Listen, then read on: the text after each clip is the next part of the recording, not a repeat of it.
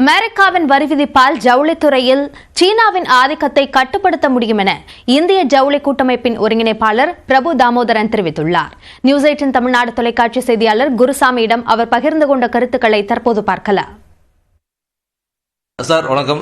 அமெரிக்க அதிபர் ட்ரம்ப் விதித்திருக்கக்கூடிய அந்த பரஸ்பர வரி விதிப்பு முறை இது இந்தியாவில் எந்த அளவுக்கு பாதிப்புகளை ஏற்படுத்தும், குறிப்பாக ஜவுளித்துறையில் என்னென்ன மாதிரியான விளைவுகளை ஏற்படுத்தும்? எந்த நாடுகள் போட்டி போடுறாங்களோ அவர்களுக்கு என்ன வரி விதிக்கப்பட்டிருக்கின்றது, நமக்கு என்ன வரி விதிக்கப்பட்டிருக்கின்றது என்பதை நாம் பார்க்க வேண்டும். மற்ற நாடுகளுக்கு இந்தியாவை விட அதிகமாக வரிகள் விதிக்கப்பட்டிருக்கின்றன.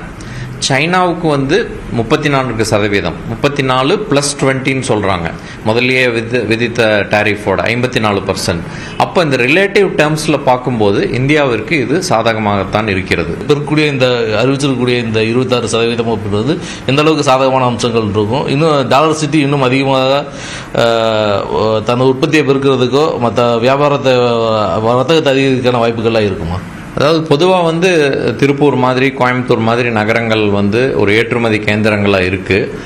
எங்களுடைய ஒப்பீனியன் என்ன அப்படின்னா, அமெரிக்க சந்தை மட்டுமல்லாமல் ஐரோப்பிய சந்தை எல்லா இடத்துலையுமே சைனாவுடைய ஆதிக்கம் 2 காரணங்களால், ஒன்று ஜியோ பொலிட்டிக்கல் ரீசன்ஸ், இன்னொன்று அவங்களுடைய காஸ்ட் ஆஃப் மேனுஃபேக்சரிங் அதிகமாகிறதுனாலையும் பையர்ஸ் ஸ்ப்ரெட் வச்சுக்கணும்னு நினைக்கிறாங்க, எல்லா நாடுகளையும் வாங்கணும்னு நினைக்கிறதுனால நம்ம ஊருக்கு கண்டிப்பாக வியாபார வாய்ப்புகள் அதிகமாக இருக்குது. குறைந்தபட்சம் ஒரு டபுள் டிஜிட் growthன்னு சொல்கிறோம். நம்ம முயற்சி எடுத்தால் 10% வளர்ச்சி குறைந்தபட்சம் இன்னொரு 6-7 ஆண்டுகளுக்கு தொடர்ச்சியாக நாம் எட்ட முடியும்.